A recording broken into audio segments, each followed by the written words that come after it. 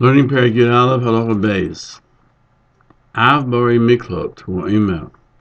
Regarding the sheltered cities where people were killed and fled to, and if they were found to be unintentional, they had to remain there until the Kohen Gadol passed away.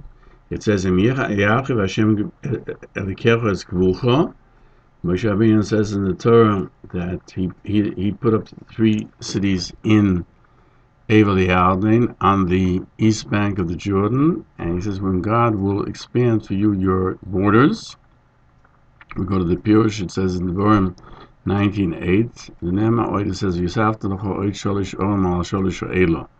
It says and you will add to these another 3 on these 3. Altogether 6.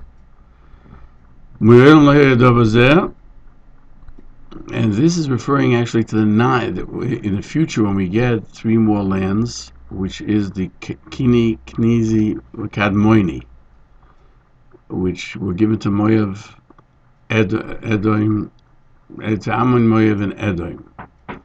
So you will have 3 more. The Rambam writes, and this never happened. The Torah doesn't write something that's not going to occur. As it says, the Pasuk says, Le'amalti l'zer Yaakov toyu bikshuni. Yeshayahu Hanavi says, HaKadosh Baruch Hu, I never said to the seed of Yaakov, and not something that couldn't happen. The words of Hashem are not to do without reason, and it will happen when Mashiach will come. Therefore, this entire portion that Moshe Rabbeinu speaks about, the other 3, in addition to the 3 on both sides of the banks, it's proof of the Torah that Mashiach will come. But in the in the words of the prophets, you don't have to have a proof, because all of the Nevi'im prophesies about the days of Mashiach. Those who explain, full of it means the promises that HaKadosh Baruch Hu promised to console us, and with the goodness that will be, and even though it didn't happen yet, and the last 3 over the 6 didn't happen, they will happen in the future, because these passages are only speaking when Mashiach will come. As you find in Hilchos Ritzeach, the Meir Melech HaMashiach, he will add 3 other cities on these 6. It says here, you will add 3 more on these 3. Yes, the Mishnah cites the Yerushalmi and the Sifri, that it will happen in the days of Melech HaMashiach.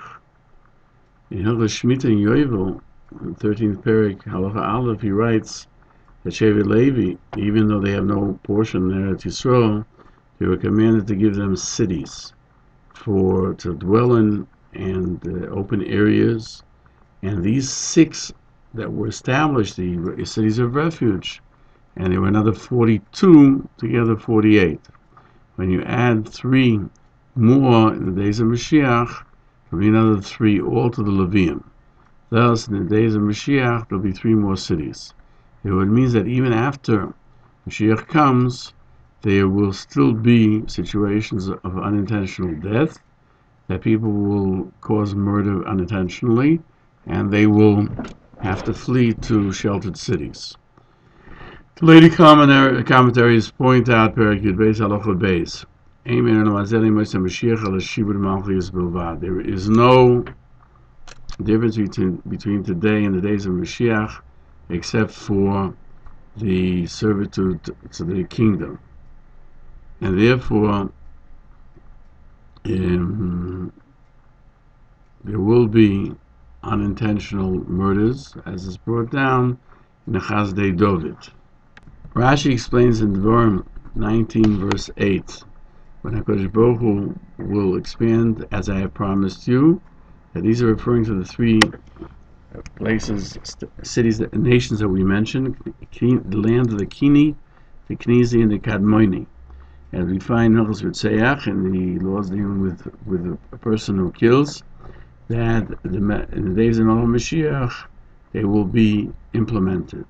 The Maskil David questions, that's fine according to the person who says there's no difference between today to the days of Mashiach, except for the yoke of having another king rule over the Jewish people. As Shmuel says, that even in the days of Mashiach, the world will continue in its natural order like today, therefore there will be unintentional murder. But the one who says in the days of Mashiach, there will be no warfare, why would they have to have 3 more cities? Why will people die unintentionally? And further, that the answer is you'll need it for those who dwell from the other nations that will come to dwell in Eretz Yisrael, because they will believe in Hashem. Right before the Geula, that there will not be any of the items which the prophets prophesied regarding that will not occur to them, and they will need to have these cities of refuge. As we learned before, that a Ger Toshav has if he kills another Ger Toshav, a citizen dweller who is not Jewish, who keeps the 7 Noahide commandments, if he kills unintentionally, we go to the sheltered cities. He brings that the Ari questions this question, and furthermore, since they'll have to add, it seems to be even more than there are today. Only when Mashiach will come, there'll be in more need for cities of refuge. And the Riyah Kodesh answers that there are neshamas that come from the shorish, from the source of Cain, meaning Yesh Mishorish Hevel. There are those that come from the source of Hevel. We know Cain killed Hevel, and somebody whose soul is from that of Hevel will be liable for death penalty. And if when the redemption comes, it'll be before everything that has to be rectified, even regarding the seed of Hevel, or the concept of the souls that come from the root of Hevel. They'll need sheltered cities to rectify if they will kill others unintentionally, or they will be killed unintentionally.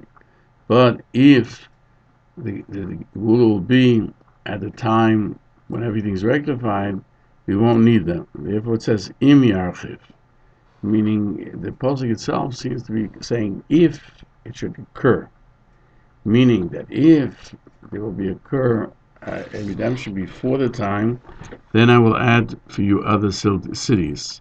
Maskal Dovin cites the Shloah Kodesh as the source. The editor knows that it would seem, according to the Rambam, that Ger Toshav that killed unintentionally is what it's referring to, but Geri Tzedek will,